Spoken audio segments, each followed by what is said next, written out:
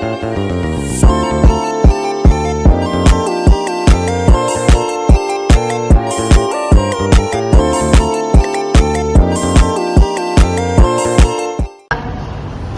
selamat pagi untuk kita semua. Pagi, Pak.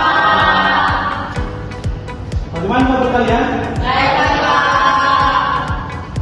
Jadi sebelum kita mulai belajar kita akan kita terlebih dahulu. Siapa di sini yang mau ke depan untuk berdoa? Oke, silakan saudara Deo. Teman-teman, sebelum kita mulai pelajaran kita, mari kita berdoa menurut agama dan kita masing-masing. Berdoa dimulai.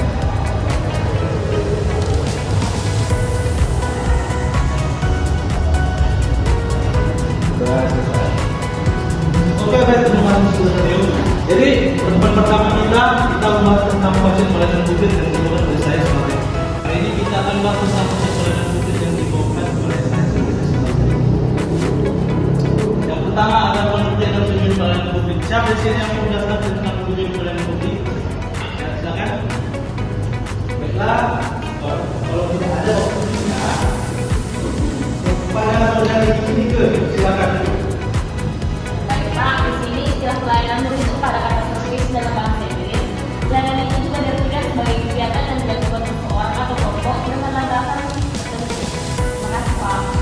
Baiklah, jadi di sini definisi pelayanan publik di Undang-Undang Nomor 25 Tahun 2009 tentang pelayanan publik itu sebagai kegiatan atau rangkaian yang bersifat penting yang dimana dalam kebutuhan pelayanan sesuai dengan peraturan perundang-undangan bagi setiap warga negara dan penduduk atau barang atau jasa dan pelayanan administrasi yang dilakukan oleh penyelenggaraan pelayanan publik. Di sini Bapak tujuannya yaitu menurut dengan Undang-Undang Nomor 29 Tahun 2009 tentang pelayanan publik yang berusaha untuk memberikan kepastian hukum dan dalam hubungan antara masyarakat dan penyelenggaraan pelayanan publik atau aktor dalam pelayanan publik. Selanjutnya yaitu kita membahas tentang asas pelayanan publik. Di sini pelaksanaan pelayanan publik harus berdasarkan asas pelayanan publik. Yang pertama ada transparansi yang dimana pelayanan bersifat terbuka. Yang kedua akuntabilitas yaitu tanggung jawab atau pelayanan kepada masyarakat. Yang ketiga ada efisiensi yang dimana program dalam untuk menunjukkan pelayanan ini harus ada waktu yang tepat. Dan terakhir ada efektivitas yaitu efektivitas dalam ketepatan tujuan dari pelayanan tersebut, apakah tujuan pelayanan tersebut dapat tercapai dengan baik. Yang ketiga ada partisipatif yang dimana dalam pelayanan publik ini masyarakat bisa berpartisipasi aktif dalam untuk wujudkan pelayanan menjadi lebih baik. Yang terakhir adalah kesamaan yang dimana kita semua sebagai masyarakat itu memiliki hak yang sama dalam melakukan pelayanan publik. Yang ketiga itu ada tantangan dalam pelayanan publik. Coba dulu sebutkan tantangan pelayanan publik yang ada pada saat ini. Aku, Pak. Kepada saudari Yasmin, silakan. Baik, Pak. Terima kasih. Di sini saya akan menjelaskan tentang tantangan dalam pelayanan publik yang telah Bapak sampaikan. Yang pertama itu tentang birokrasi yang berbelit-belit. Yang kedua itu kurangnya transparansi dan akuntabilitas. Yang ketiga itu ada kualitas pelayanan buruk yang dilakukan oleh aktor pelayanan publik. Dan yang terakhir itu ada korupsi dan penyalahgunaan wewenang, Pak. Oke, baik, terima kasih kepada saudara Yasmin. Jadi yang pertama itu adalah birokrasi yang berbelit. Apa sih yang dimaksud dengan birokrasi yang berbelit ini? Jadi birokrasi yang berbelit-belit ini maksudnya adalah pelayan yang administrasinya itu buruk.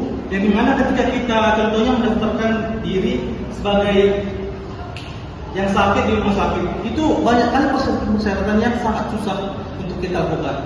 Yang kedua itu kurangnya transparansi dan akuntabilitas. Ini maksudnya adalah pemerintah dalam melakukan kewajibannya, itu kurang terbuka informasinya, sehingga kita sebagai masyarakat awam itu sulit sekali menerima atau mempercayai proses tersebut. Yang ketiga adalah kualitas layanan buruk yang dilakukan oleh aktor pelayanan publik. Ini maksudnya adalah misalnya contohnya di pelayanan di rumah sakit.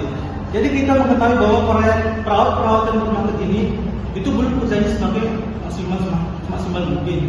Yang memang kita sakit pun banyak kali persyaratan yang harus kita penuhi sebagai administrasi lah, ataupun kalau sebut obatnya lah yang kurang memadai. Yang terakhir adalah korupsi dan penyalahgunaan wewenang. Jadi korupsi dan penyalahgunaan wewenang ini merupakan salah satu hambatan yang terbesar yang saat ini masih dialami oleh negara kita Indonesia ini, yang dimana salah satu contoh ada korupsi tambang timah yang dilakukan oleh Halpitus yang dimana dia mengkorupsi sebesar 261 triliun. Pertemuan untuk hari ini, semoga apa yang Bapak jelaskan dapat bermanfaat bagi kita semua. Sekian, terima kasih.